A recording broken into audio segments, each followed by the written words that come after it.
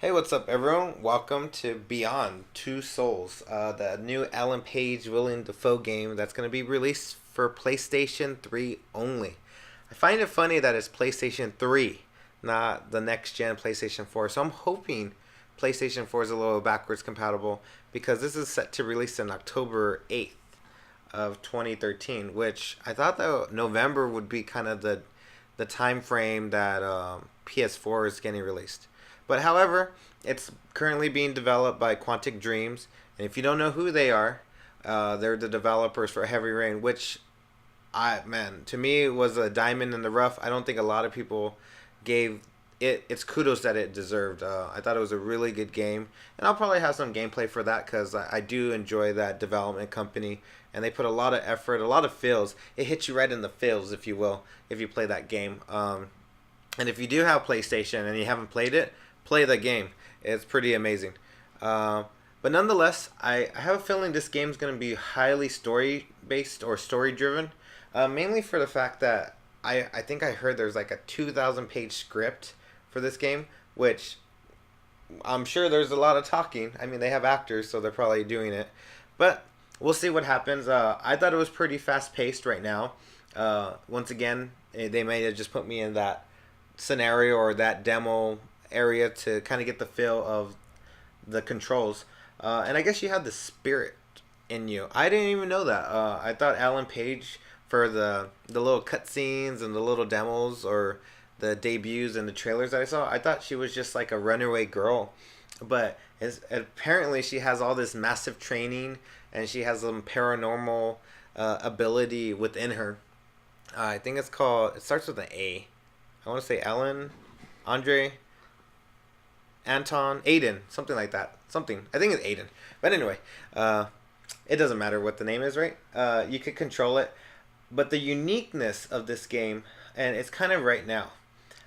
So you're doing this. It's not the cutscene. It is a cutscene per se, but it's like a theatrical simulation that's you have to interact with, and it doesn't tell you which way to turn.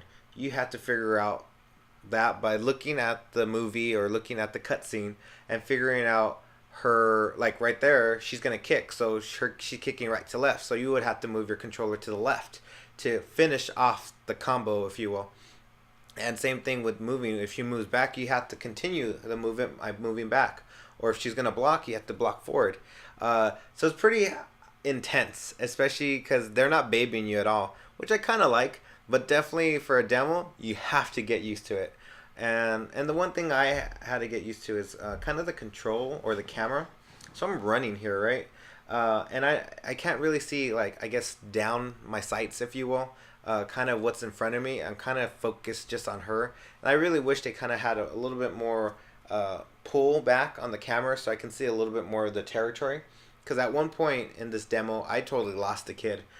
It was like freaking, I was at the mall and he was under the coat rack. I couldn't find him at all.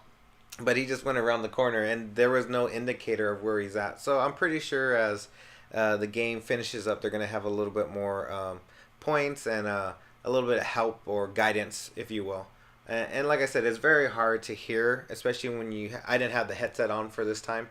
So I could hear the guy talking and super enthusiastic with the game. I would say this booth had some of the nicest people, and they were really just enthusiastic for you to play their game. And I like seeing that. I like seeing developers, employees of PlayStation take pride in what they're doing and be enthusiastic for it. And I'm definitely enthusiastic to see this game. And I'm going to check it out, even if it might be the last game I ever play for the PlayStation 3, considering backwards compatibility. And I didn't have all the scenario or the scene that comes up, but you kind of get the point. And it's pretty intense, if you will.